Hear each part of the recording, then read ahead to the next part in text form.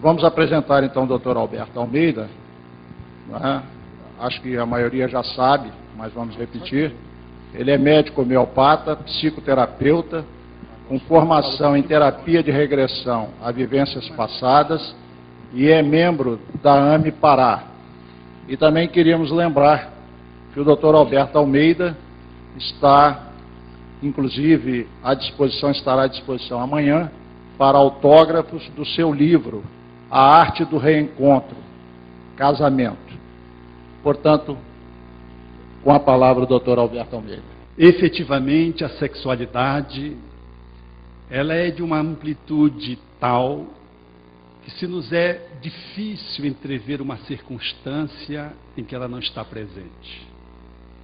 Da intimidade do átomo, quando os elétrons circulam em torno do núcleo, à manifestação macrocósmica, quando os astros circulam em torno de um ponto central, de uma estrela, estamos presentes, diante, contemplando a sexualidade no micro e no macrocósmico.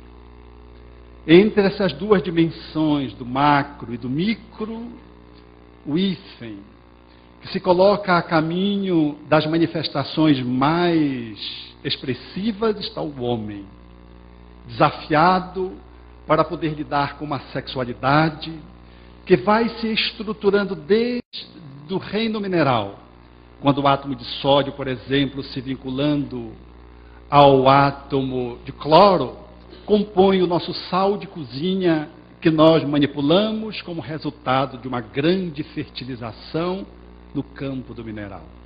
As manifestações dessa sexualidade que vai ganhando um colorido mais abrangente, saindo da posição da atração somente para a sensibilidade no vegetal, seja nas plantas que detêm os princípios germinativos em si mesmas, sejam aquelas que já conseguem estabelecer o processo da polinização, com elas uma distante da outra, a macho e a fêmea, mediada pelos insetos, pelo vento, nas plantas criptogâmicas e fanerogâmicas.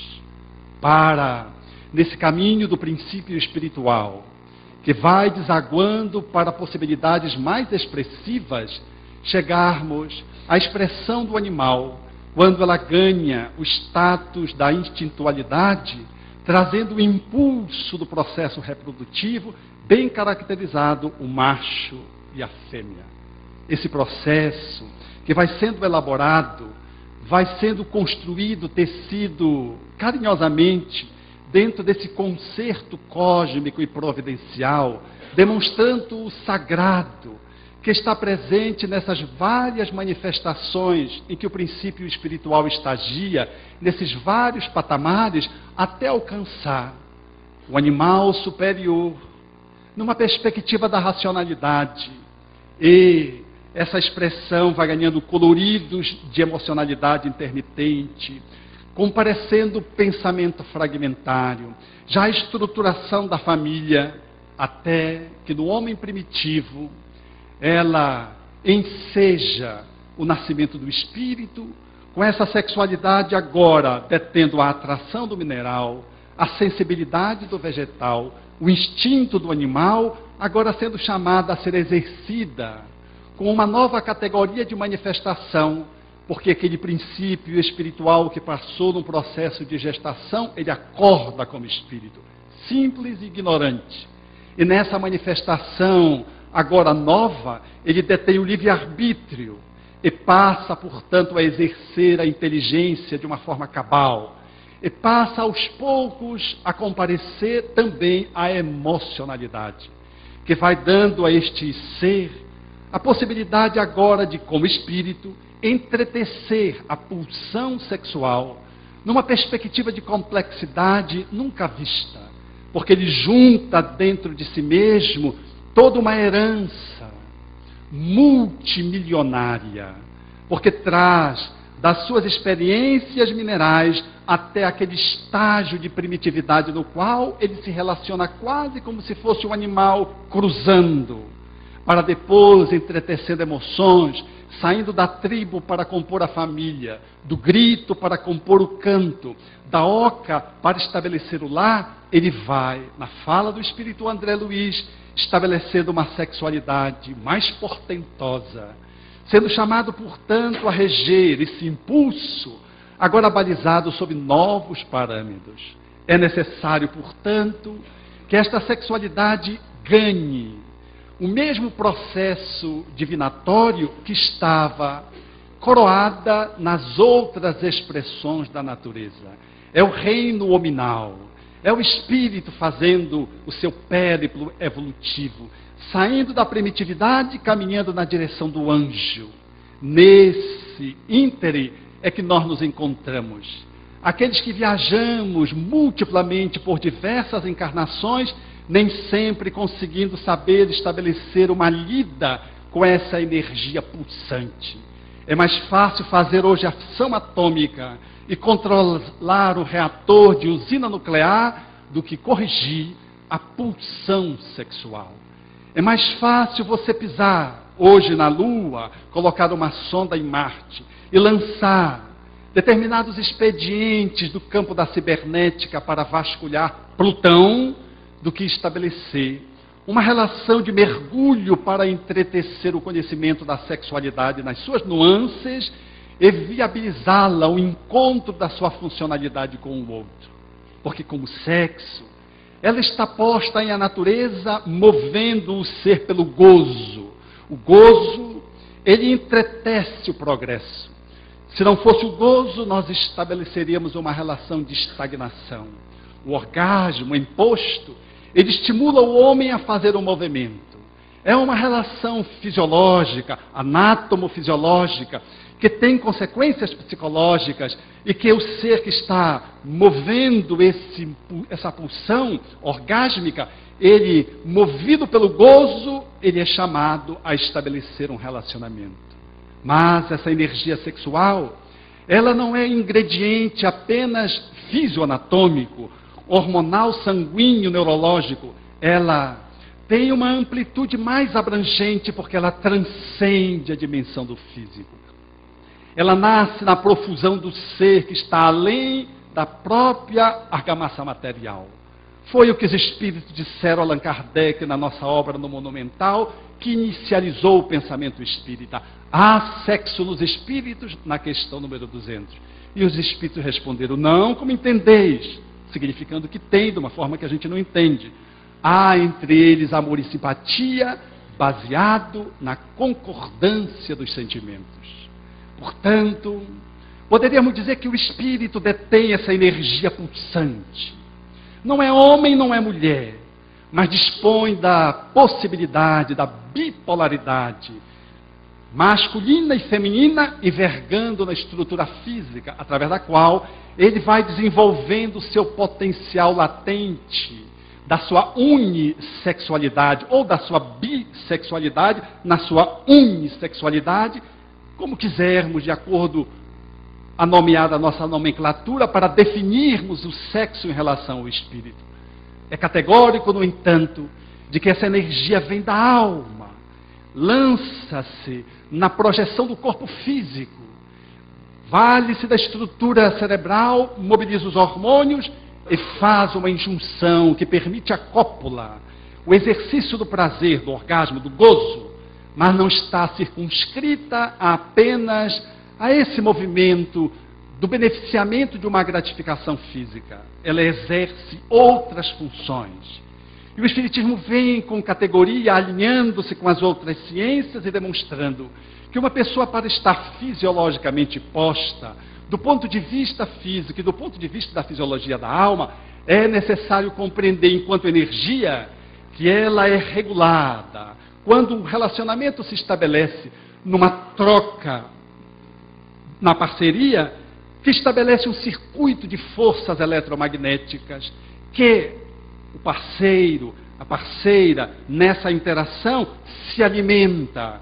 Alimento esse que o fortalece e o coloca ao encalço do trabalho do cotidiano. Portanto, o sexo ele vai ganhando, na expressão de Emmanuel, essa característica alimentar, Mas é uma alimentação que não é o oxigênio, não são as proteínas, é uma alimentação eletromagnética, viabilizado pela comunhão de duas almas, que estabelece um circuito de forças eletromagnéticas em bases da amorosidade e da confiança.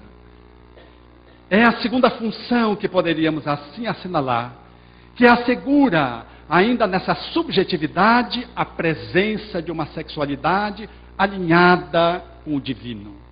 Em função do exercício dela, uma terceira função se estabelece, que é a procriação, que entretece a reencarnação, dá sentido para a corporificação de um ser. E, a partir daí, vamos compreender que a sexualidade, em sendo energia, ela vai para um outro colorido de manifestação da sua funcionalidade, quando alguém, e não dispondo de com quem possa estabelecer uma relação de confiança no âmbito da amorosidade, e que não possa entretecer, portanto, a cópula propriamente dita, essa energia não deixa de existir no espírito e ela pode ser norteada para outras finalidades humanitárias, sendo sublimada na linguagem freudiana, canalizada na linguagem do espírito Emmanuel e de André Luiz, ou transmutada, como bem quer Roberto Assagioli, na criação da sua psicossíntese, este grande psicoterapeuta italiano. Essa transmutação se dá quando essa energia ela é capaz de, não formando corpos, mas formando obras no campo da cultura, da benemerência, no campo da arte, da sensibilidade, da assistência social, no campo do esporte. Essa energia, portanto, ela vai gerando criações outras, e é nessa instância que nós nos colocamos bem alinhados com o Criador, na perspectiva de co-criadores junto com o Criador. 4 funções fundamentais. Todavia, quando vamos avaliar essas funções, damos-nos conta de que não conseguimos ajustá-la adequadamente. E não basta transar para estar normal. Porque fosse assim, os garotos e garotas de programa, as prostitutas e os prostitutos estariam alinhados com a lei de amor. Não basta, portanto, fazer sexo para estar normalizado. Não basta encontrar uma outra pessoa com quem você se afinize e faça valer uma interação sexual da qual você se descarta na relação muito comum dos dias de hoje do ficar. Você fica, e quem fica passa, e quem passa é descartável. É muito difícil nas relações da atualidade ser com o outro. Nós ficamos, porque ser envolve responsabilidade, envolve compromisso. E a nossa sociedade, no cenário em que ela se encontra, descartável, portanto, nós passamos um pelos outros, coisificando a sexualidade. Tratamos o outro como uma coisa, e ficamos com o outro 8 anos vivendo, e se lhe pergunta ao casal, o que é o relacionamento de vocês? Não, estamos juntos. Outros dizem, estamos namorando. Não, estamos levando com a barriga aquele que já está pelas últimas, bola 7. E o outro diz, é um rolo, e é um rolo mesmo, está para surgir já um bebê, um rolinho. E alguém diz, não, nós somos casados. Mas como? Não há um acordo, um consenso. Não há uma fala que possa qualificar que tipo de relação é essa. Como se pode estabelecer uma relação de namoro vivendo na mesma casa há 8 anos? Como é que se pode descaracterizar a união desse par que está há 8 anos juntos e acha que estão apenas juntos, e um, simplesmente por um motivo banal, abandona o outro sem causa justa, e diz, não, eu vou embora, não está dando mais certo, e vai embora. E o outro pega e se mata, ou enlouquece. Diz o Espírito Emmanuel, que quando nós rompemos o compromisso assumido com o outro em regime de confiança, sem causa justa, se estabelecendo essa ruptura, o outro se ressente, podendo desresvalar para a loucura e muitas vezes para o suicídio, contabilizando-se na mente daquele que foi o protagonista dessa ruptura o grau de responsabilidade correspondente. Mais tarde você vai recebê-la como filho, como filha, como parceiro, como parceira, e vai querer se desvincular e não vai conseguir, porque a lei te devolve na vida aquilo que tu semeias na vida. Porque se essa semeadura ela é livre, a colheita necessariamente ela é correspondentemente qualificada conforme a tua semeadura de forma obrigatória. Então não basta se relacionar com o outro e dizer que está amando, há que se ter responsabilidade. Há que ter um enquadramento com que você estabelece com o outro o que é a nossa relação. Porque hoje, uma das maiores dificuldades no campo da sexualidade, que abre espaço para as perturbações espirituais, é exatamente não termos o diálogo suficientemente aberto para qualificar que tipo de relacionamento nos une, para orientar os passos seguintes, num aprofundamento necessário que caminha na direção do casamento. Ritos psicológicos tão indispensáveis para que eu saiba o que você é para mim e eu para você, e para que possamos fazer o andamento da nossa relação com segurança. Não estou falando de ritos religiosos, até porque o Espiritismo não detém esse tipo de paramentação do ponto de vista da sua organização na sua feição religiosa. Eu estou falando de ritos psicológicos, no qual você soleniza o que você é para mim, o que eu sou para você. Não basta, portanto, se relacionar para achar que está tudo bem, eu estou alinhado, porque muitas vezes ali há uma armadilha, do qual um lesará o outro, lesando-se a si mesmo. Mas não basta usar essa energia sexual para procriar, como um amigo que tinha 19 filhos, com múltiplas mulheres, dono de um negócio muito rentável na atualidade, ele era dono de motel. E no norte, motel é motel mesmo, não funciona como motel. E ele descobriu o Espiritismo, caiu na bobagem de desconhecer o Espiritismo. E ele, quando viu, começou a se descartar. E os 19 filhos e as mães correspondentes começaram em cima dele. Mas como é que você vai nos deixar? Eu não sei, mas como eu estou, não posso ficar mais. E foi começando, e foi trabalhar com inseticida. Pasmem. Era o nosso grande aplicador de paz. Ele me dizia: Alberto, eu tinha às vezes 8 relações sexuais por dia, como se fosse um cavalo, com pessoas diferentes. Ao ponto de ter composto essa prole invejável de 19 filhos. E depois que ele descobriu o Espiritismo, ele se aformoseou com a doutrina espírita, de tal modo se alinhando com aquele que era o seu processo de desobsessão, e ele elegeu a mulher que lhe falava ao coração e escolheu, dentre as tantas que ele se relacionava, aquela que deveria ser a sua companheira de jornada. Era uma prostituta. E ele a elegeu como esposa. E ele me dizia: hoje, nosso relacionamento sexual é muito difícil, espaçado, porque ela tem problemas ginecológicos graves.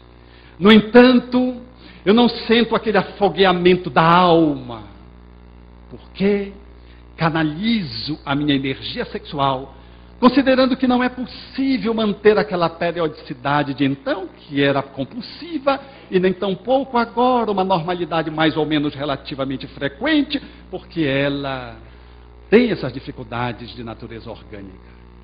E ele dizia: eu me sinto hoje mais pacificado.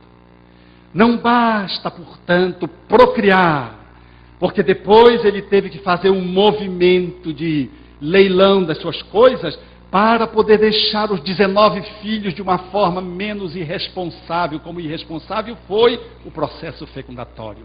Você não é normal porque está fecundando e procriando. Você é normal se assume uma paternidade e uma maternidade consciente. É natural que é melhor ser pai e mãe conscientemente ou irresponsavelmente do que fazer um abortamento. E isso ele tinha méritos. Portanto, a energia sexual precisa estar regulada pelas leis de amor. Não basta transar e ter o gozo.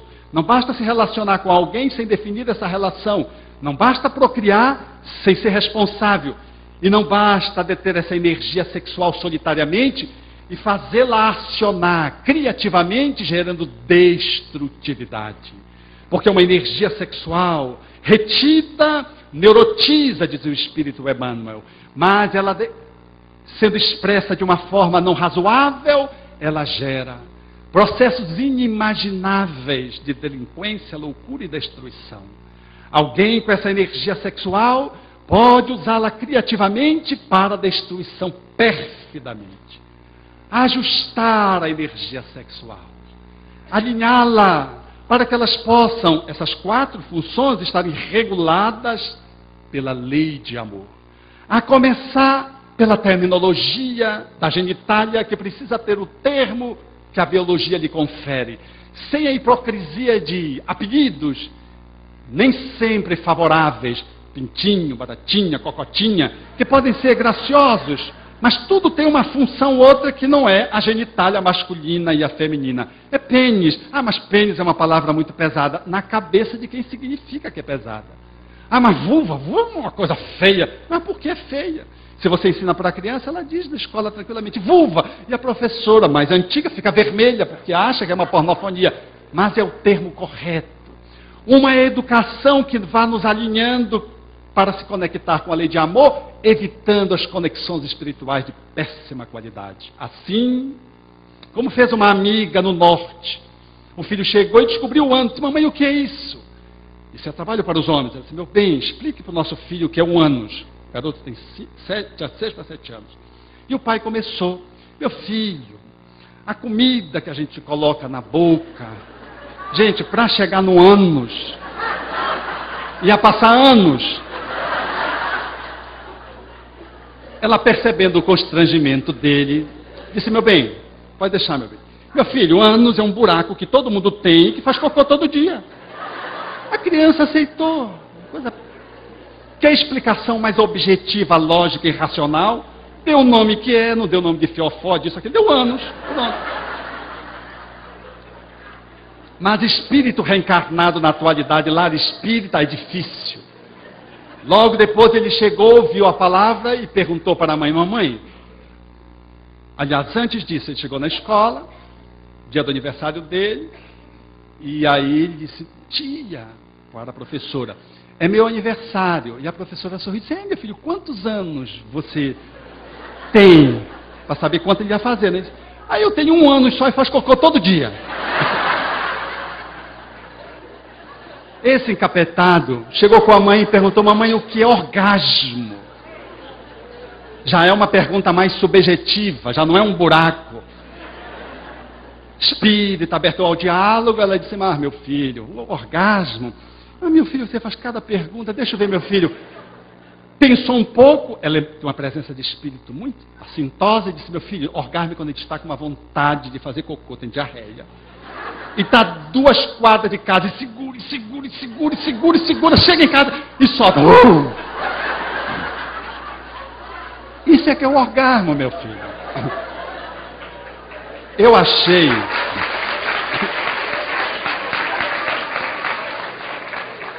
O que vocês aplaudem, eu vaiei. Eu achei uma explicação muito fecaloide.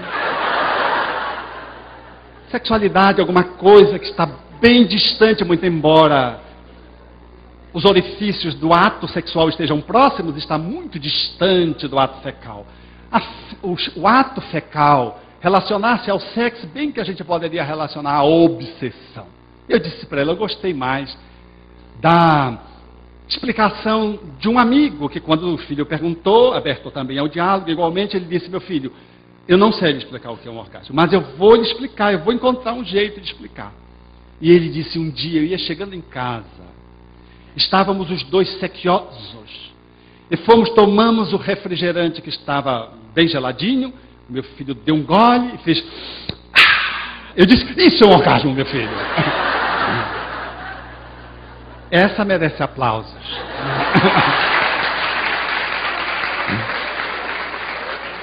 Porque como explicar a subjetividade da sexualidade?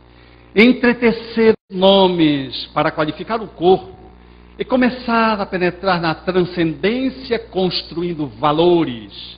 Porque a sociedade, como está posta, focada no sucesso e na conquista das coisas e no descartável, nós temos sede de felicidade. E usamos as pulsões sexuais, às vezes desnorteadamente. Como uma pessoa não é suficiente, procuramos a pluralidade. e ampliamos na quantidade aquilo que não conseguimos na verticalidade. Ampliamos em número aquilo que falta no relacionamento a dois. E criamos relações poligâmicas que não dão conta de preencher o vazio interno.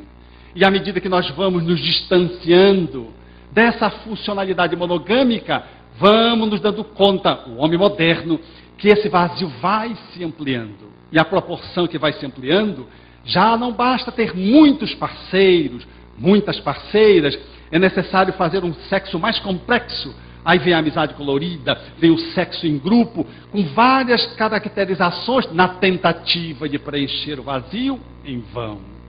Como não soluciona o problema do vazio interno, o homem existencialmente lança-se para um passo posterior.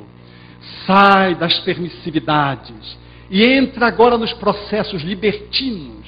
Agrega a pornografia e a pornofonia. Encharca-se nos sites, nos filmes pornôs, na tentativa de encontrar um condimento que lhe possa alimentar a alma, porque o caminho que ele vai fazendo, o mais amplia o seu vazio interior.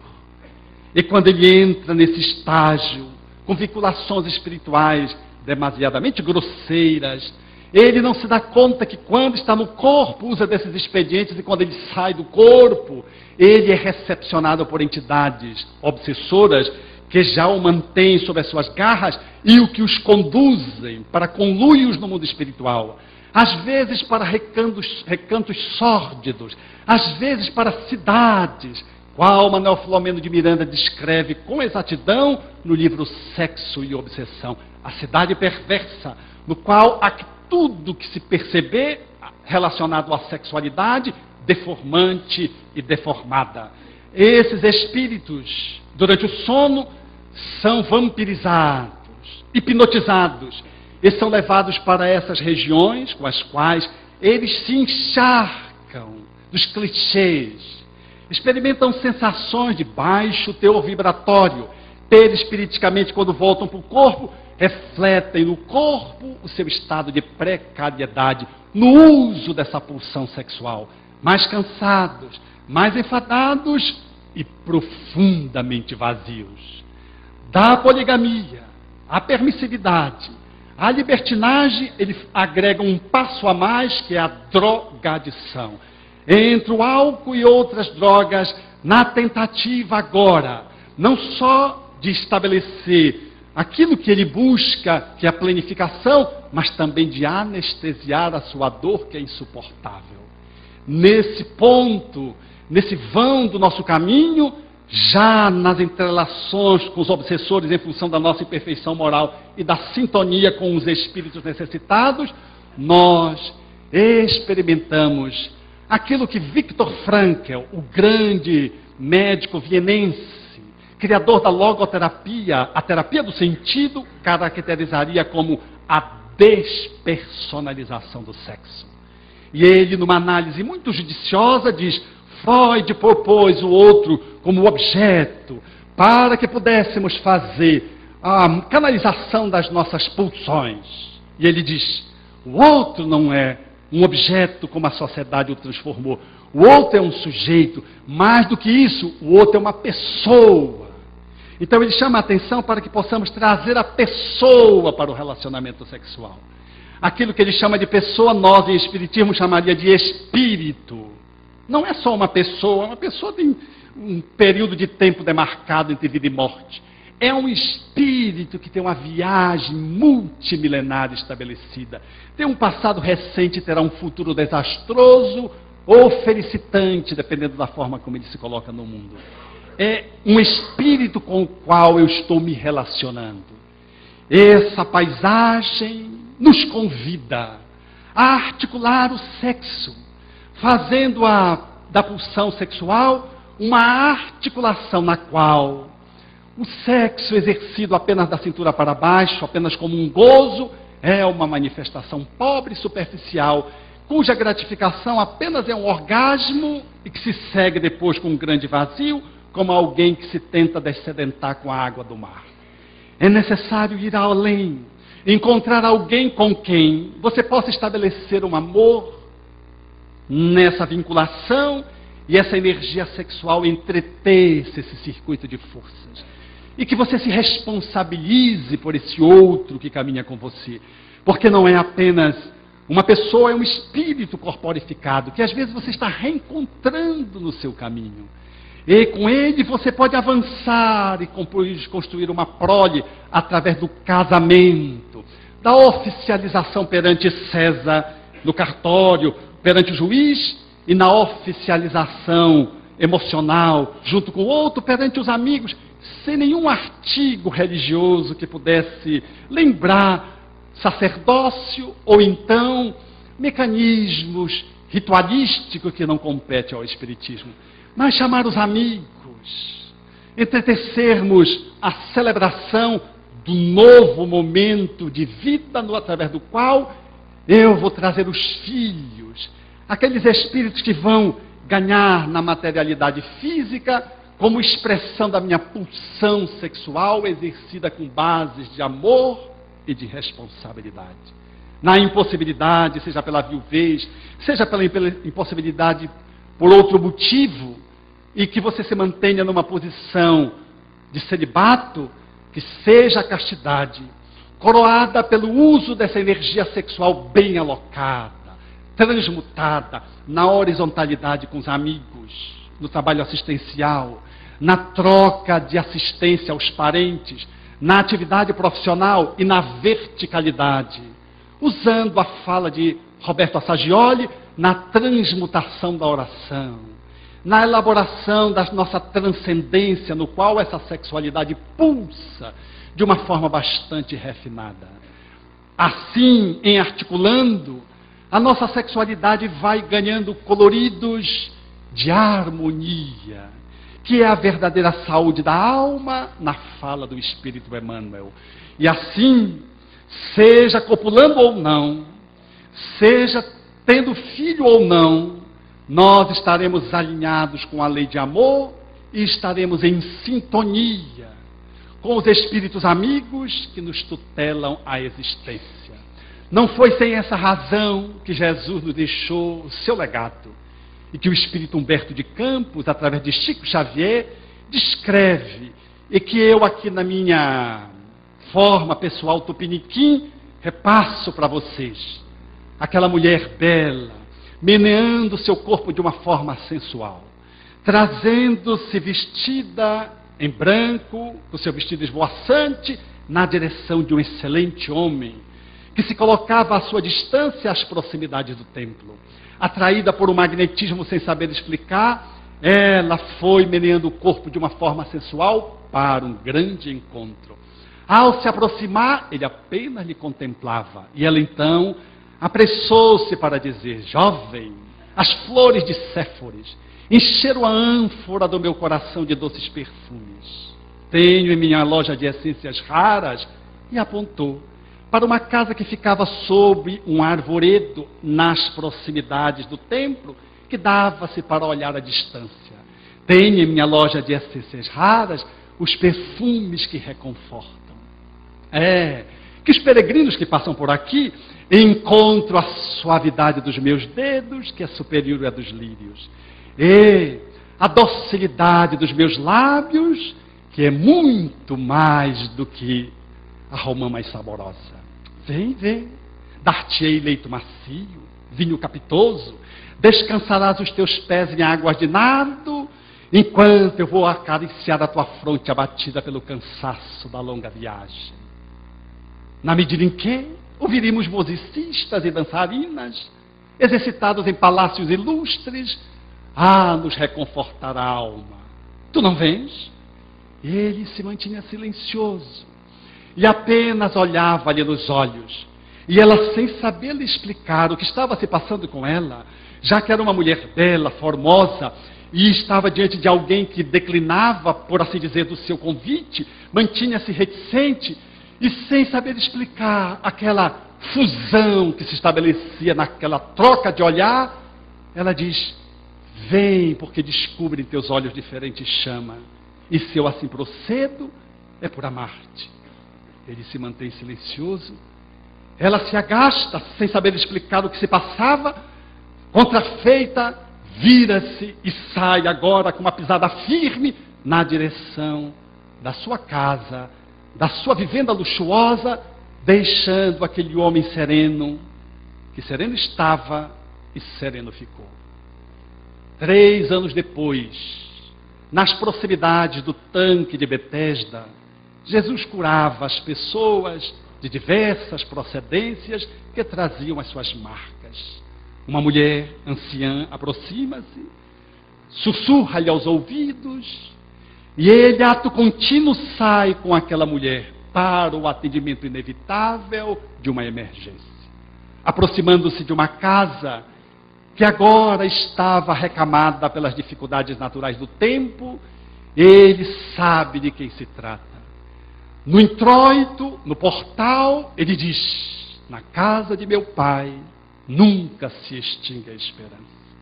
Acessa, está uma mulher com as peles purpuráceas, rosas que desabrochavam, encantadoras, falando da dor, da mãe corretiva dolorosa, que se manifestava agora graçando em todo o corpo da mulher.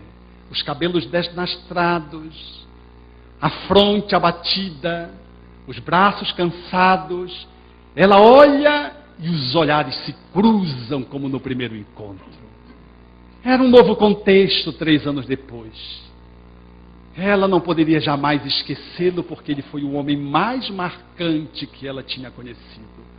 E ela então diz: mas como tu, o profeta nazareno, que cura, consola, alivia, por que tu viestes agora? Agora eu não tenho mais nada para te oferecer. Olha para baixo, ele se aproxima, levanta-lhe suavemente o queixo, novamente faz o enfrentamento do olhar. Não há forma de comunicação mais profunda entre 2 seres humanos do que pelo olhar. São as janelas da alma. Olha-lhe nos olhos e diz: vim atender-te aos teus apelos. Acolhe ao peito, faz o movimento de pressão suave e, olhando-lhe, diz: vim porque descubro em teus olhos diferente chama, e se eu assim procedo, é por amar-te. Ele repete a fala dela do primeiro encontro. No primeiro encontro é uma mulher obsediada, galvanizada pelo corpo físico, movido pela uma libido na busca de um prazer circunstancial. Na segunda circunstância, é uma sexualidade alinhada, que vem para o encontro do êxtase, da fraternidade, que a energia sexual pode proporcionar.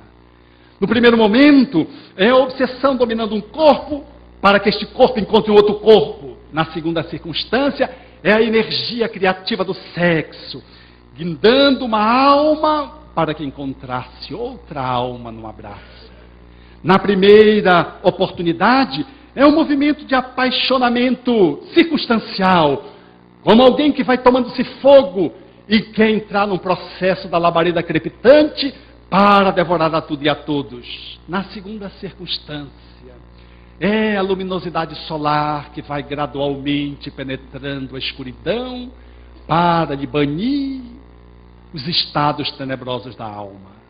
No primeiro momento, é um ser caído, esquartejado no uso da sua sexualidade, porque estava apenas experimentando uma movimentação a mais no campo do encontro do prazer, pura e simplesmente.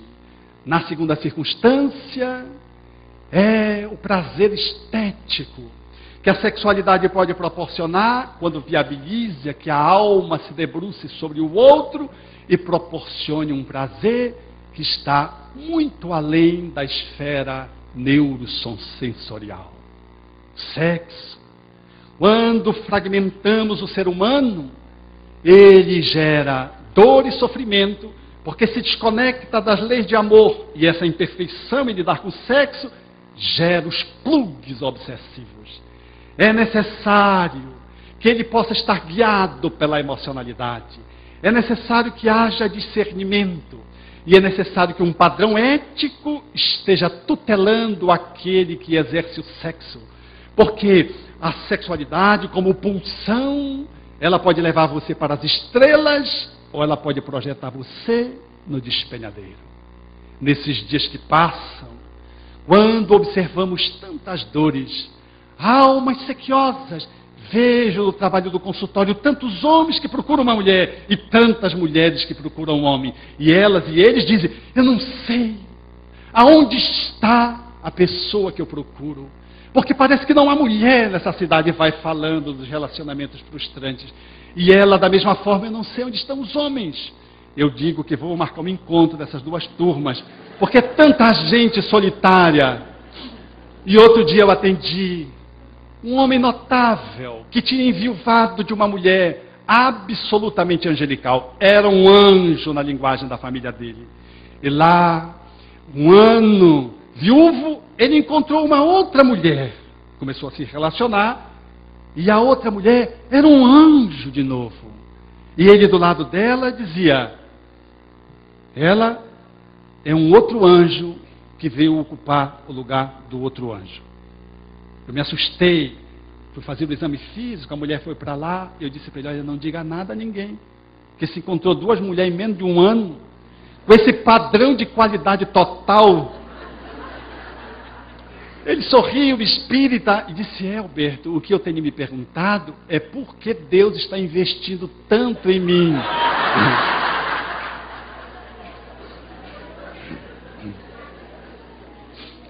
Enquanto isso, os relacionamentos frustrantes, estéreos, a mulher sai de um que empurra, para um outro que espanca, para um outro que lhe dá beliscão, para o outro... Um relacionamento só com violentos. Ou então sai para um outro, no qual ele procurando uma outra mulher, que trai. As três últimas traídas, a quarta trai. Ele põe um GPS e descobre que ela está num bairro. E diz, onde é que você está? Está em tal lugar. Não está. O GPS, não é de brincadeira, não é figurativa não, é de verdade. GPS. Aprendam aqui, o pessoal que tem paranoia, né, Léo? Ainda não foi medicado, pode usar o GPS.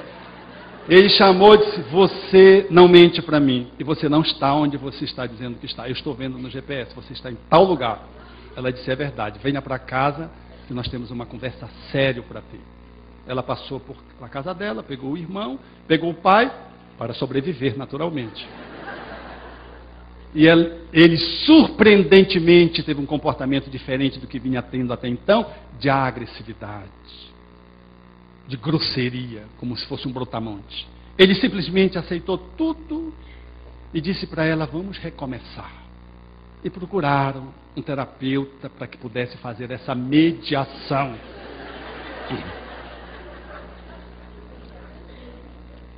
Meus amigos, bem razão tem o Espírito Emmanuel, que define com categoria 4 regras básicas com que eu encerro a minha fala, para traduzir o alinhamento do ser com a sexualidade no divino. Para que nesse périplo entre o micro e o macro, esse hífen, que somos os seres humanos, possamos nos iluminar. E esse IFE possa ser um IFE luminoso, na medida que está apenas exercendo as suas funções dentro de um padrão de conexão com as leis divinas que nos regem, a vida cósmica. Diz o Espírito Emmanuel, abre aspas, ante as questões do sexo, é justo sintetizarmos, não proibição, mas educação. Não abstinência imposta, mas emprego digno, com devido respeito aos outros e a si mesmo. Não impulso livre, mas controle. Não indisciplina, mas responsabilidade. Continua ele. Fora disso, é teorizar simplesmente, para aprender ou reaprender com experiência. Sem isso, será enganar-nos, lutar e sofrer, quantas vezes se fizerem precisas pelas leis do renascimento, da reencarnação, porque ante o sexo diante da luz do amor e da vida, ele é um assunto pertinente à consciência de cada um. Obrigado.